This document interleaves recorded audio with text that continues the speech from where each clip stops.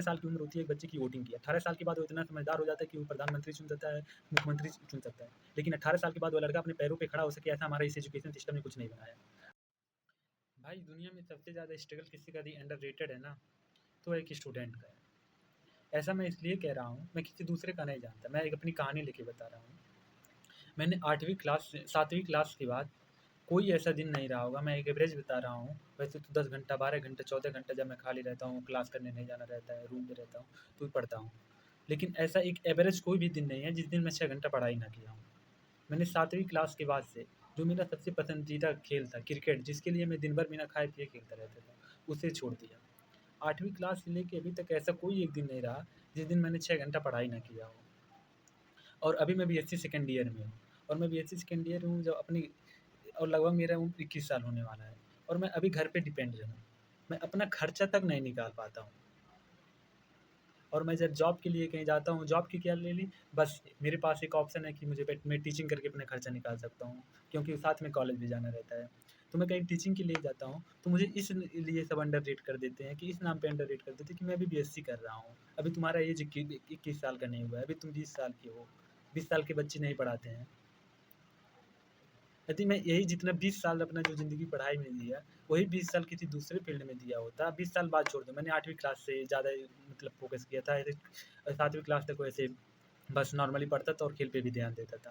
लेकिन मैं 8वीं क्लास के बाद मुझे रियलाइज़ हो गया था कि मेरा जो फ्यूचर है वो खेल में नहीं हो पाएगा, क्योंकि मैं क्रिकेट में जाना चाहता था। लेकिन मुझे 7वीं क्लास के बाद ये रियलाइज़ हो गया कि मैं गाँव से बिलॉन्ग करता हूँ, तो वहाँ पॉसिबल नहीं था कि मैं अकेडमी जॉइन कर सकूँ या मुझे बाहर भेज सकें।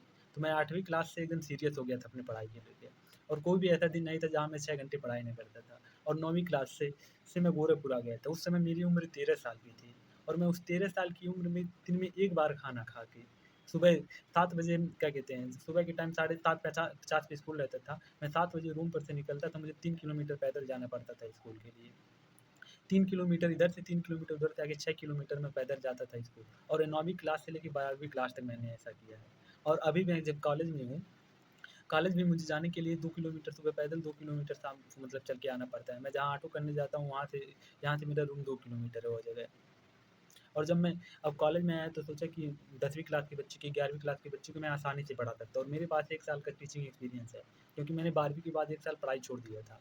कि सब 12वीं के बाद पढ़ाई करते हैं, छोड़ते हैं, ड्रॉप लेते हैं नीट की कोचिंग के लिए, आईआईटी की कोचिंग के लिए। मैंने 12वीं के बाद 1 साल पढ़ाई इसलिए छोड़ दिया क्योंकि मैं पढ़ाई से बहुत ज़्यादा फ्रस्ट्रेट हो गया था। मुझे जितना मैंने स्ट्रगल किया, जितना मैंने मेहनत की, उतना आउटपुट नहीं मिला साला नहीं तक। जितना बस शब्द नहीं है उस चीज़ को बयाँ करने के लिए, इतना ज़्यादा फ्रस्ट्रेट हो गया था। तो 12वीं के बाद जब मैंने पढ़ाई छोड़ा तो मैं 1 साल घर चला गया था, और वहाँ पे जाके मैंने 10वीं क्लास के बच्चों की भी कोचिंग दिया था, और 9वीं क्लास का, और 12वीं क्लास के बच्चों को भी। 12वीं के बाद मैंने 12वीं क्लास के बच्चों को कोचिंग दिया था। और वही सोच के मैं फिर जब 1 साल वहाँ पे पढ़ा लिया गाँव में, तो मेरे पास वो एक्सपीरियंस जब हो गया, तो थोड़ा-थोड़ा बच्चों को समझ भी आ रहा था, तो उन लोग जब रिस्पॉन्ड करते थे, तो मुझे कॉन्फिडेंस आता था।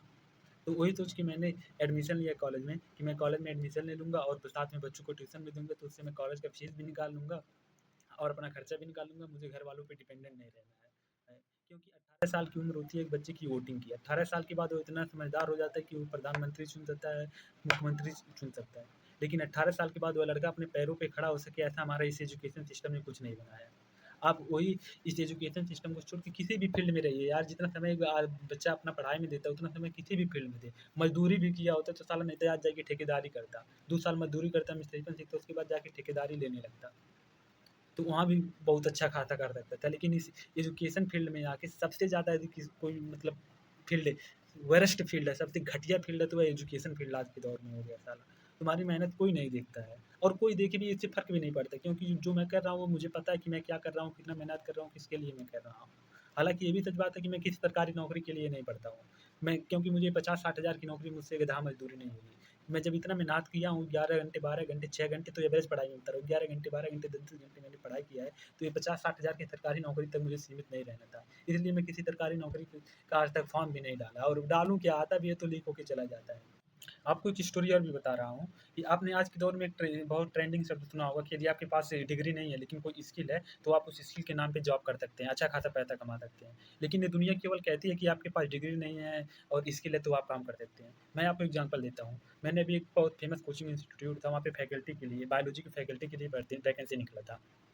तो मैंने वहाँ पे अप्लाई किया था। तो पहले तो जो कोचिंग वाले बड़े-बड़े कोचिंग वाले हैं, आईआईटी, नीट वाले, वो तो ग्रेजुएशन वाले बच्चे जो बीएससी कर रहे हैं, उनका तो सीवी शॉर्ट लिस्टेड नहीं करते, उनको पता नहीं कौन-सा पीएचडी वाला बच्चा चाहिए। लेकिन वहाँ पे मेरा सीवी शॉर्ट लिस्टेड हुआ। तो वहाँ पे गया तो वहाँ पे कुछ प्रोसीजर था सिलेक्शन का। जैसे रिटन टेस्ट पहले लेते हैं, फिर डेमो लेते हैं, फिर वो आपको एचआर के पास इंडक्शन के लिए जाते हैं, आपको समझिए एक तरीके से इंटरव्यू होता है। तो मैंने वहाँ पे मैं एक कैंडिडेट को और वहाँ पे लेता हूँ। एक कैंडिडेट वहाँ पे मुझे ऐसे मिला जो कि एमएससी किया था बॉटनी से और करंटली वो दूसरे फेमस कोई एक इंस्टीट्यूट है, वहाँ वो बॉटनी पढ़ा रहा था। 9वीं-10वीं क्लास के बच्चों को पढ़ा रहा था और उसका फिक्स एलपीए 6 लाख साल की मतलब सैलरी थी, 50,000 महीने की सैलरी थी। वो अभी वहाँ पे जाता है। वो अभी रिटन टेस्ट देता है, मैं भी रिटन टेस्ट देता हूँ। मैं एक कंपैरिज़न करके बता रहा हूँ आपको। वो अभी रिटन टेस्ट दे रहा है, मैं भी रिटन टेस्ट दे रहा हूँ। उसका रिटन टेस्ट में 9वाँ रैंक आता है, मेरा रिटन टेस्ट में 7वाँ रैंक आता है और फिर उसके बाद डेमो होता है।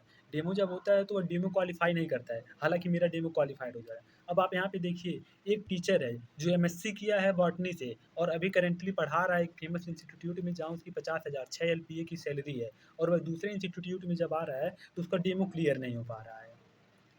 आप किस लेवल की इस मतलब डिग्री के नाम पे लोग भरे पड़े हैं इस एजुकेशन फ़ील्ड में, ये सोच सकते हैं।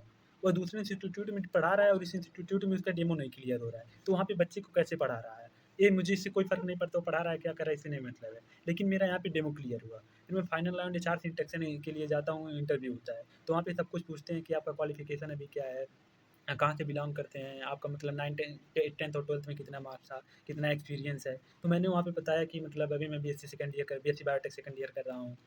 मैंने 1 साल वैसे गली कोचिंग में पढ़ाया है, मतलब इतना एक्सपीरियंस है और फिर वो लास्ट में आके सब कुछ बातें करने के बाद ये कहते हैं कि हम लोग जो ग्रेजुएट हैं, अंडर ग्रेजुएट को नहीं लेते हैं। लेकिन मैं आपको कोशिश करूँगा कि जो मेरा एक दूसरा सेंटर है, मैं पटना गया था उस सेंटर कोचिंग इंस्टीट्यूट के पटना सेंटर पे गया था। इस पटना सेंटर पे तो आपको नहीं दे सकता हूँ, लेकिन मैं इंदौर सेंटर पे आपको दे सकता हूँ। तो मैंने कहा ठीक है सर, मुझे इंदौर सेंटर ही अलॉट कर दीजिए। तो उन्होंने तुरंत हम कन्फर्म नहीं किया। रिजेक्शन का आप तरीका देखिए कि कोचिंग इंस्टीट्यूट आपको किस तरीके से मैनिपुलेट करते हैं, आपको डायरेक्ट रिजेक्ट नहीं करते हैं ये सब। तो उन्होंने कहा ठीक है आप जाइए, मैं आपको कल मेल करके बताऊँगा। ये बात है 8th फ़ैब की, अभी 2026 की। अभी 8th फ़ैब से लेके 2026 8 फरवरी से अभी तक वो हमको मेल कर रहे हैं। यदि वही बंदा जो एमएससी बॉटनी किया था उसका डेमो क्लियर हुआ होता तो ये तुरंत उसको ले लेते।